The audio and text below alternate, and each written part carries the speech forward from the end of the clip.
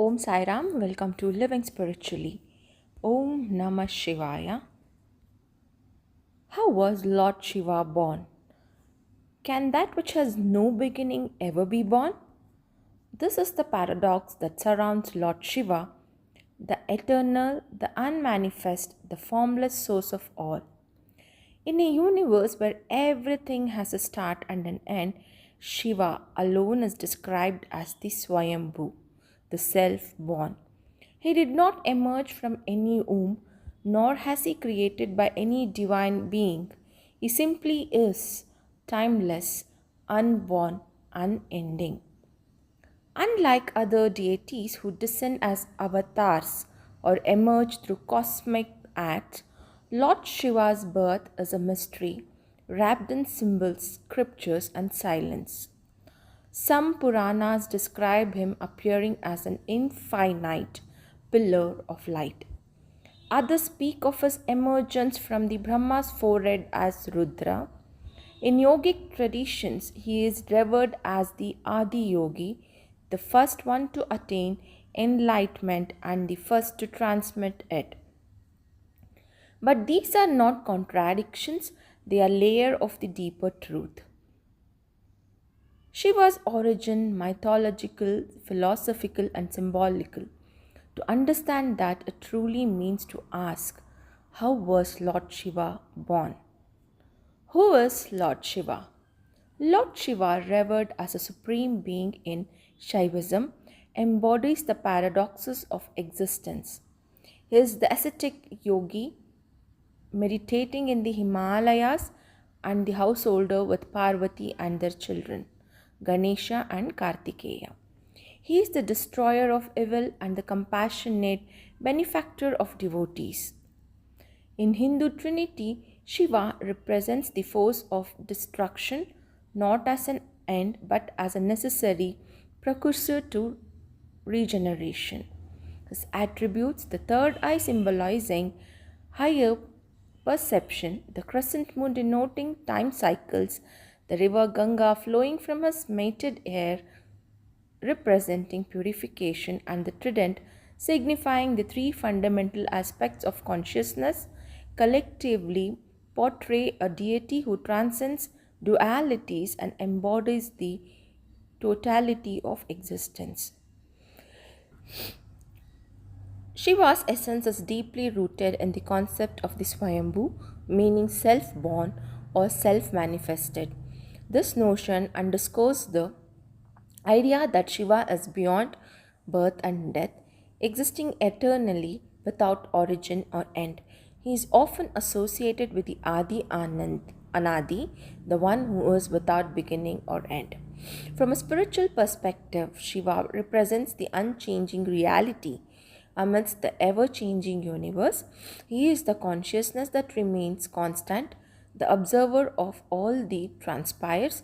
In yogi tradition, Shiva is revered as the Adi Yogi, the first yogi who imparted the knowledge of yogas to the Saptarishis, laying the foundation of spiritual practices aimed at self-realization. Philosophical and spiritual significance. Lord Shiva embodies the profound paradox of being both the unmanifest absolute and the manifest cosmic force. In the Rudraksh Japala Upanishad, it's described that after intense meditation, Shiva's tears fell upon the earth, giving rise to the Rudraksha trees. These beads symbolize the transformation of divine compassion into tangible form and serving as tools for spiritual elevation. The term Rudraksha itself is derived from Rudra, Shiva, and Aksha is the eye, signifying the tears of Rudra. The etymology underscores the belief that Rudraksha beads are not mere botanical artifacts but are imbued with Shiva's essence, acting as conduits for his energy and blessings. Philosophically, Shiva is often associated with the concept of Swayambhu, meaning self-born or self-manifested. This denotes his transcendence over the cycle of birth and death, positioning him as the eternal consciousness that pervades all existence.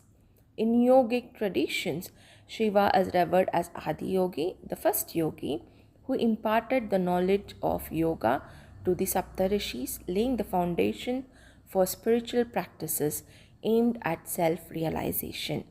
Spiritually engaging with Shiva through meditation, mantra chanting, and the wearing of Rudraksha beads is believed to facilitate the awakening of inner consciousness, leading devotees towards liberation, that is moksha. The Rudraksha beads in particular are considered to have protective and healing properties, aiding in the alignment of the mind, body, and spirit. What Shiva's appearance reveals, Lord Shiva does not speak much in scriptures.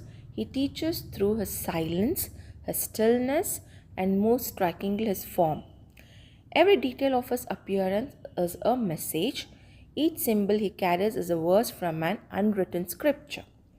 To look upon Shiva is to look upon a living philosophy or a portrait of cosmic truth.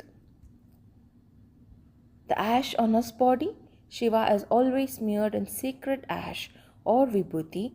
This is not ordinary ash but the residue of everything destroyed. The ego, desire, illusion, and the physical body itself. It reminds us that all things born of matter must return to ash.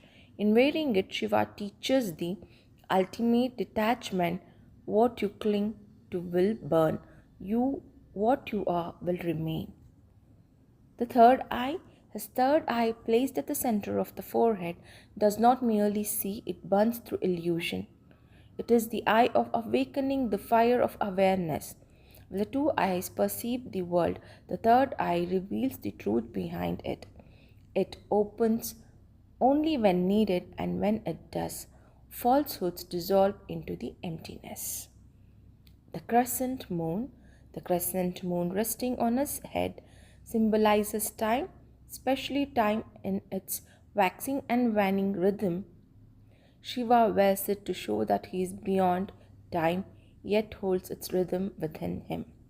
It also represents the mind, which must be tamed and adorned like a jewel in the presence of higher awareness. The Ganga from his locks. The Ganga flowing from Shiva's matted hair is the purified stream of divine knowledge. Mythologically, it is the celestial river made gentle by Shiva's presence. Spiritually, it is the flow of grace. When one turns inward and surrenders, the divine becomes gentle, nourishing, and transformative. The snake around his neck, the coiled serpent, his kundalini, the primal energy of awareness. Around Shiva's neck, it rests calmly under his control. The snake also symbolizes fear, particularly the fear of death. By wearing it, Shiva shows that he has mastered fear, that life and death are merely ornaments to him. The Trishula trident. Shiva's Trishula pierces through Tripti, the triple illusion of the world: creator, creation, and created. It also represents the three gunas, sattva, rajas, tamas, the three states of consciousness: waking, dreaming, deep sleep, and the three aspects of time: past, present, and future. The one who holds the trident is beyond all the three. The damaru, the small damaru in his hand, is not just an instrument, it is the sound of generation, the pulse of the universe. Its rhythmic beat mirror the vibration from which all matter emerges. The damaru reminds us that from silence comes sound, from sound comes form, and from we return again to silence.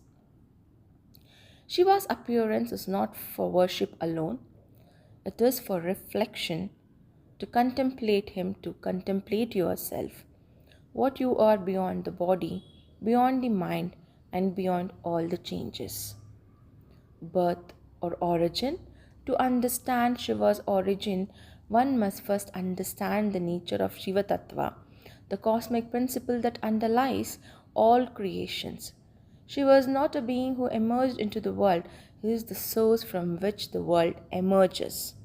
He is the void that holds all form, the silence that precedes every sound, the awareness untouched by the cycle of birth and the death.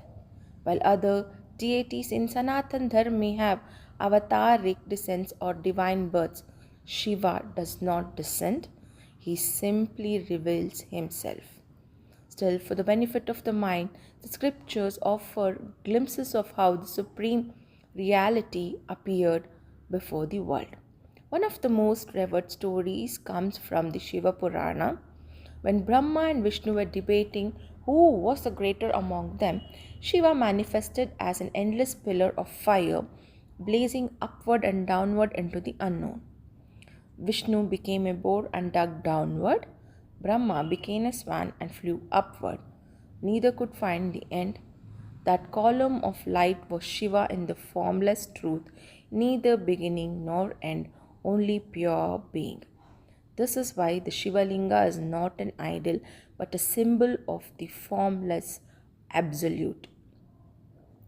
In the Linga Purana, another version says that from Brahma's forehead arose a being, a fiery brilliance who wept upon birth. This was Rudra, the fierce form of Shiva. Brahma told Rudra to divide himself, which gave rise to multiple forms and energies. Here, Shiva is not born from Brahma as a child is born to a parent, but rather erupts from the stillness of creation itself, like the first flash of lightning in a stormless sky. Before duality existed, Shiva existed in union with his divine energy, Shakti, in the form of Ardhanarishwara, half male and half female. The supreme consciousness and divine energy were one. This union did not produce creation in the biological sense, it breathed the universe into being. Just as silence giving rise to sound and awareness giving rise to thought. So when we ask, how was Lord Shiva born? The scripture answer in silence, in light and paradox. He was never born because he is the backdrop of all birth. He does not age because of time itself. He is not separate from the universe. He is what remains when the universe dissolves. Om Namah Shivaya, Om Sairam, Om Satchidananda Sadhguru, Sainath Maharaj Ki Jai.